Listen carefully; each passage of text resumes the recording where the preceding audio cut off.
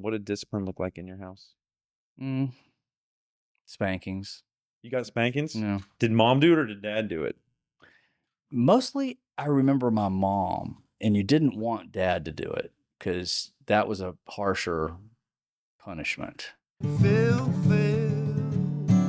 for you. But I don't remember. I mean, my mom made me go out and pick a switch, and you switch me. You know what that is? Really? That's a very Southern thing. Oh yeah, my Mm. grandmother made me do that. Yeah. And I remember that a few times.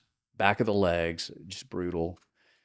But oddly enough, I don't have like traumatic memories around being, disciplined in those ways. You don't. I don't. It was never like over the top. Well, I think that I had my kid version of like, when I'm an adult, I'll never do this to my kid, like that kind of stuff. Yeah. But like part of my wounds don't come from my mom's hand on me.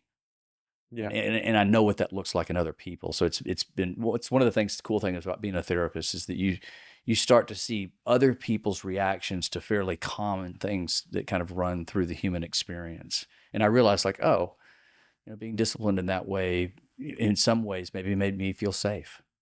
Did you ever have a thing where you tried to talk your parents into punishing you? Mm-mm. Okay, well, it's not totally unheard of, but I can remember once, and I don't remember the circumstances, but I was trying to get my mom to spank me so I'd feel better. That is a very weird thing. That's weird. Yes, but I had somehow gotten to a place where I did not like the way that I felt about something, or I was ashamed or something, and I, instead of going and confessing to this bad thing to my mom, I just tried to skip that part and ask her, try to talk her Just into punish spanking me. me. I did wrong. It'll be better if you do this. You couldn't No, well, see, that's just it.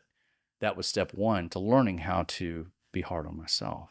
That if I put myself through some sort of an emotional like challenge that's unnecessary, if I feel bad enough, if it hurts enough, I'll be okay. Yeah.